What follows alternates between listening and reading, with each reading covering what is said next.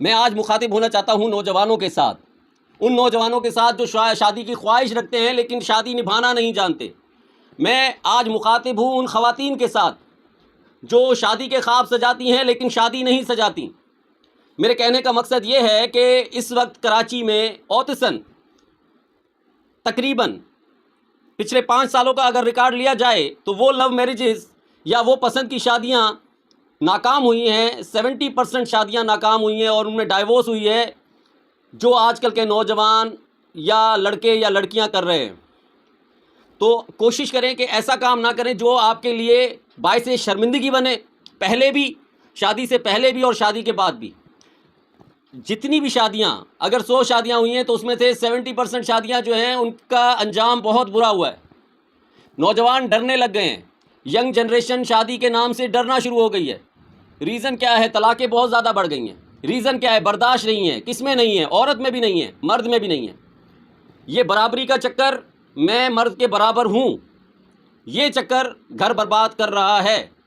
اور دوسرا، مرد کہے گا کہ میں حکمران ہوں، میں حاکم ہوں، اس چیز نے اس گھر کو برباد کیا ہے۔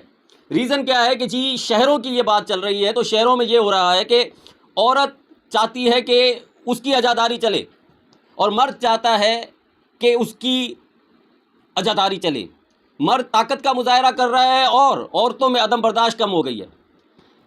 عورتوں کو چاہیے کہ مردوں کے ساتھ برداشت کرنا سیکھیں۔ مرد غصے میں ہو تو اس کو برداشت کریں، اور مردوں کو چاہیے کہ عورتوں کو گھر کا حاکم بنائیں۔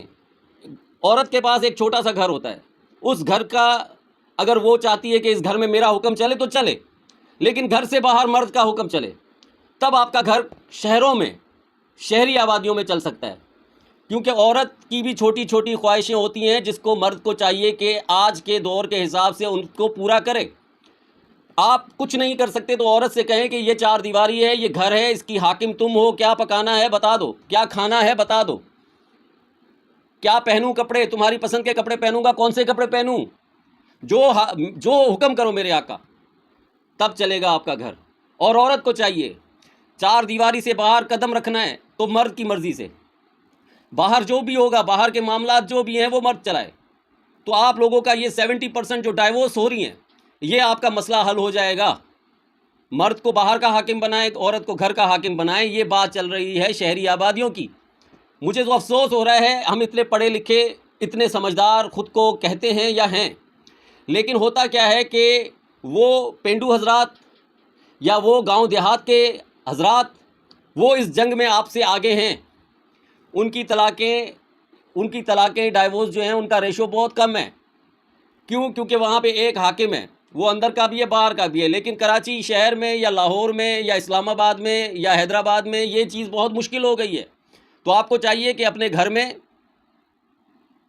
عورت کو کچھ فیصلوں کا اختیار دیں، عورت کو عزت دیں۔ گھر میں کون سا پردہ لگے گا، کون سا کلر ہوگا، کون سی چادر پہننی ہے، کون سے کپڑے پہننے ہیں، کیا مرد کو پہننا ہے، گھر کے معاملات عورت کے ہاتھ میں دے دیں۔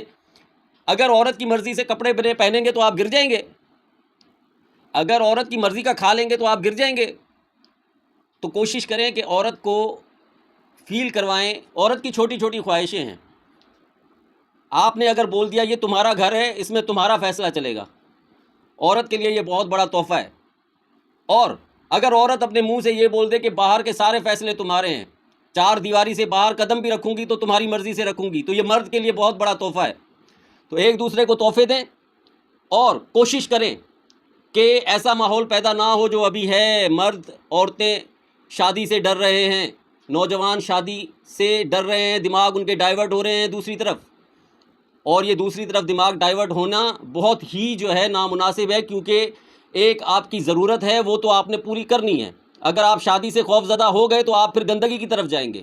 تو کوشش کریں کہ شادی کو اپنا اثاثہ بنائیں، شادی آپ کا سب کچھ ہے، اور کوشش کریں کہ گھر میں عورت کو احترام دے، عورت کوشش کرے کہ مرد کو احترام دے۔ والسلام، پاکستان زندہ باد۔